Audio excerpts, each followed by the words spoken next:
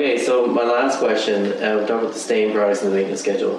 What do you actually use to put the stain on? Because I've used everything from rags to brushes to rollers, and I've heard people say yay, nay, whatever. So what's recommended? So you can put it on with a brush or a roller. Okay.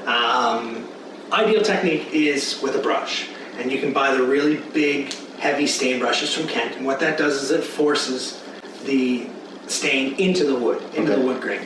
You also can roll it. Okay. So rolling is a little bit faster, but you are adding a bit of an extra step. So every time you roll on the stain on a board, you need to start at the top of that board and you need to back brush it. So what you're doing is you're pushing that stain into the surface as opposed to just letting it sit on top. When you do stain, you need to make sure that you keep what's called a wet edge.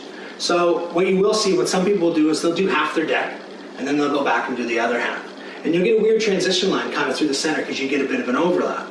So we like to say you got to keep a wet edge. So you do the entire board. So if you've got a 16-foot board, you're going to start at the top of that board and do that entire board. Okay. Right to the bottom. And then you're going to do the next board all the way down. You're not going to do half of the board and then half of the board next to it and half of the board next to it. Don't do it in so sections. Don't do it in sections. Do it board by board. And you keep a wet edge and you'll get a uniform Oh, finish. God, yes. Yeah.